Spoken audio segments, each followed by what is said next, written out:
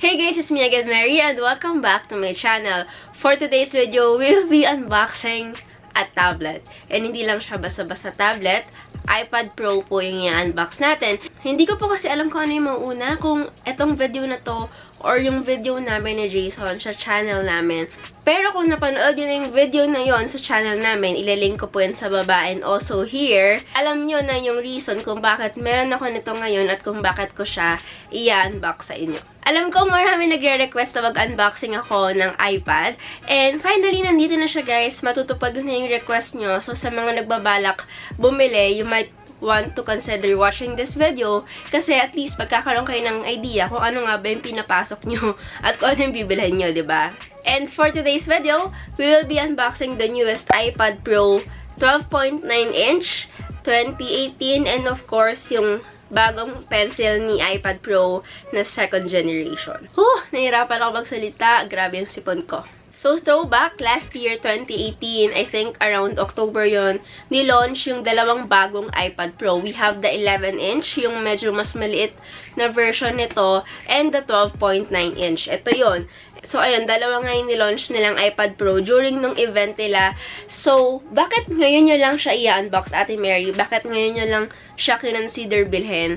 Bakit ngayon nyo lang naisipan na i-review tong iPad na to? Medyo matagal na siya. Guys, kahit last year October siya ni-release, ito pa rin ang bago at hindi isa, ang pinaka-the best na iPad ng Apple ngayon. So, bakit ko siya kinonsider? Isa lang po ang reason. And that is because of the newest iOS 13 na lalabas ngayong September. I'll be discussing more of that later on guys sa video. For now, i-unbox muna natin itong iPad Pro 12.9 inch 2018 and also the Pencil 2 or yung Pencil second generation ng iPad Pro. And the variant that I have is the 256GB of internal storage.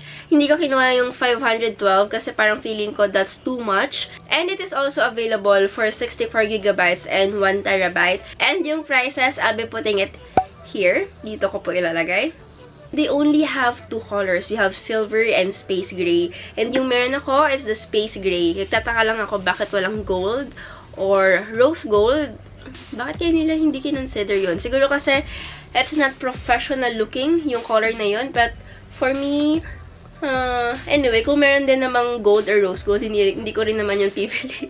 I'll always go for the space gray. So, yep. And one thing that I really like about Apple products is walang kahirap-hirap i-unbox.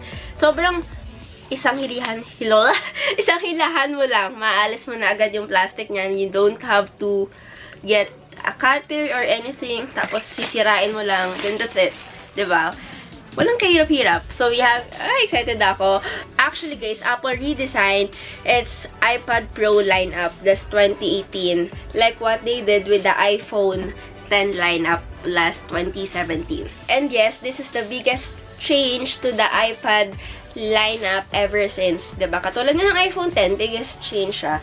And you will figure out later on kung bakit, guys. Dahil sa software niya, sa design niya, sa hardware niya. Later, i-discuss natin yan. Excited ako kasi this is my first time to unbox a tablet on my channel. And, finally,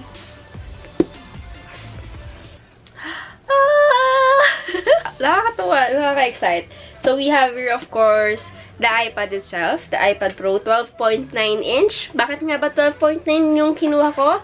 Ewan ko, same specs lang naman sila with the iPad 11 inch. Pero, I got the bigger version kasi why not? So, beneath the iPad, of course, we have here paperworks. Dito nakalagay yung mga Apple stickers and all that stuff. We have, of course, yung mga starter guide. Yes. Ayan, ang laki ng Apple sticker.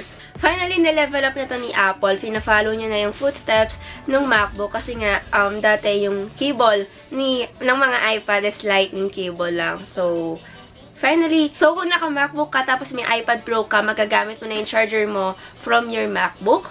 And we also have here a power brick. And that's it from Apple. Wala na po siyang ibang kasamang accessories.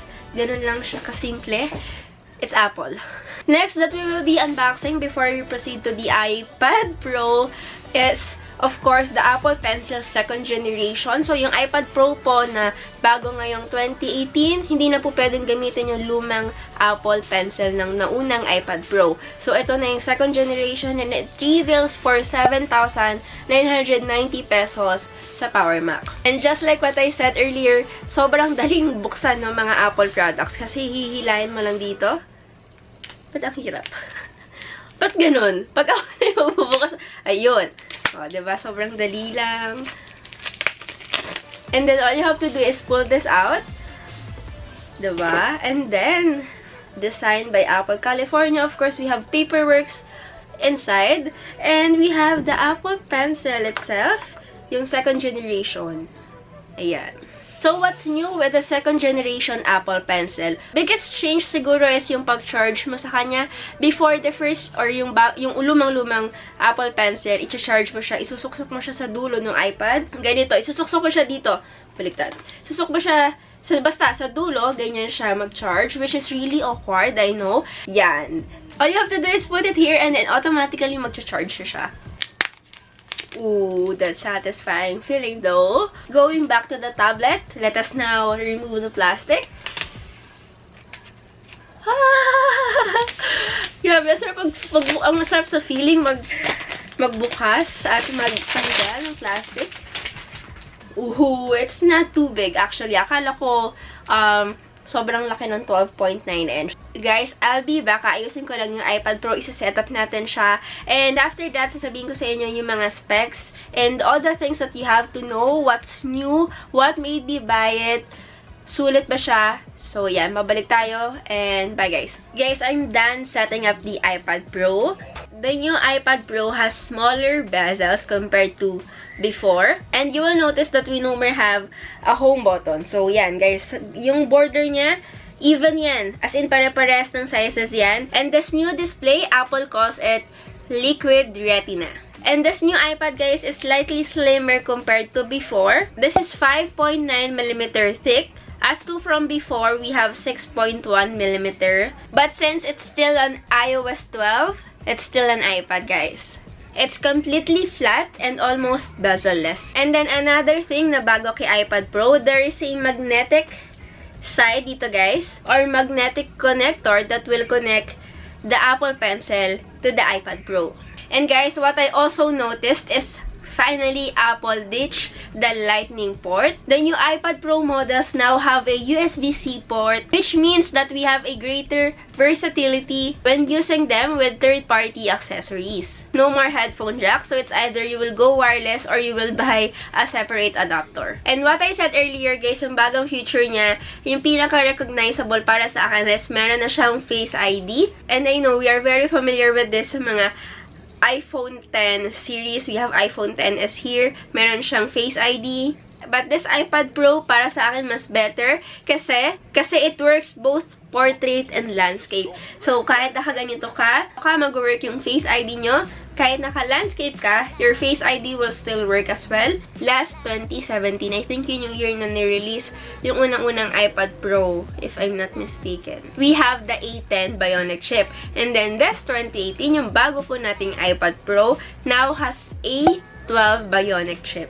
But this iPad Pro, guys, has one of the best screens I ever used in my life. Kasi this iPad Pro 2018 has 120 GHz IPS LCD. It has accurate colors, great viewing angles, and sobrang smooth niyang gamitin. And for its camera at the back, by the way, we have a 16 megapixels. I think this is the same with the iPhone XR. And what I noticed is, although manipis yung iPad Pro, medyo makapal siya, guys, yung camera bump niya.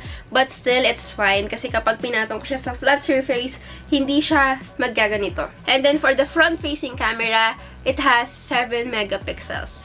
Now, what was stopping me from before from buying the newest iPad Pro 2019? Again, nirelease siya last year, October 2018. Ang sagot po, iOS 12. Don't get me wrong, guys, iOS 12 is great. It is the best version of iOS yet for me. But for iPad Pro, iOS 12 cannot support mouse or even trackpad. Sobrang daming restrictions na pwede mong gawin sa iPad Pro mo kapag naka-iOS 12 ka. So, it's like using an iPhone. It's like using an iPhone pa rin na mas malaki lang yung screen. And if your reason of buying the newest iPad Pro is to replace your laptop, I don't think na pwede nyo siyang i-consider.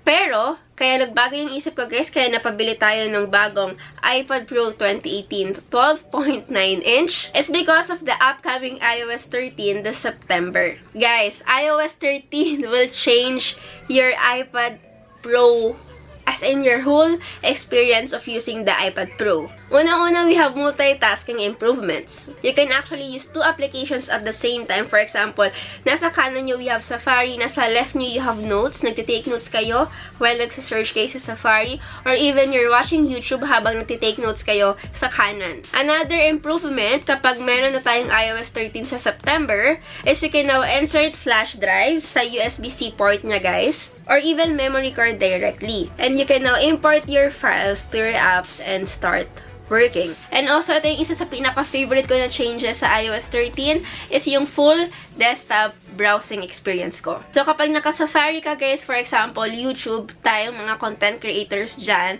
kung sa mga nakaka-relate, YouTube or even Creator Studio, kapag mas maganda kasi ng desktop version yung YouTube at also yung YouTube Creator Studio kasi nga, mas madali mong mape-penetrate yung YouTube mo. Yung iOS 13, guys, maraming changes yun actually. And I swear, it's going to make your life easier and a lot better. Lalo na kung may iPad Pro kayo ngayon. Don't sell, guys, kasi alam ko yung iba sa inyo, hindi masyadong nagagamit yung iPad Pro nila. Guys, wait for September. Yung iOS 13, it will change your life. Now, the question is, can the iPad Pro be a replacement to your laptop? I think the answer depends on what you do on your computer or on your laptop. If you're a content creator and you edit on your laptop, I don't think magiging madali para sa inyo yung transition from laptop to your iPad Pro. But if you're using a computer or a Mac, mas dinadala nyo lang yung laptop nyo just because kapag may travel kayo, mga ganong bagay, I suggest just bring your iPad Pro. Unang-una, mas magaang siya. Mas madali siyang itago, mas slick siya. Hindi siya ganun kakapal like your MacBook Pro. Also, yung pinaka-nagustuhan ko at na-excite akong gawin is mag-edit ng photo sa iPad na to. Mas magiging okay yung pag-edit ko sa Lightroom kasi guys, I edit sa Lightroom na app sa cellphone ko, mas magiging okay kasi makakapag-insert na ako ng memory card dito, ng USB, and then edit it agad-agad sa Lightroom ko. So, that's it for today's video, guys. So, nag-enjoy kayo sa unboxing ng ating iPad Pro 12.9-inch 2018. And, of course, yung second generation pencil. Kahit na konti lang yung nasabi ko, sana you will also consider buying yung mga iPad Pro tablets. Kasi, guys, kung student ka or nag-work ka sa office, this is definitely going to be useful para sa inyo, especially kapag namating na yung bagong iOS 13 sa September. So, that's it for today's video, guys. If you did enjoy, of course, give this video a thumbs up. Subscribe to my YouTube channel. And of course, join the giveaway. Meron po tayong ongoing giveaway, the REALME C2. I'll be putting the link here, so don't forget to join. Bye guys, and see you on my next video.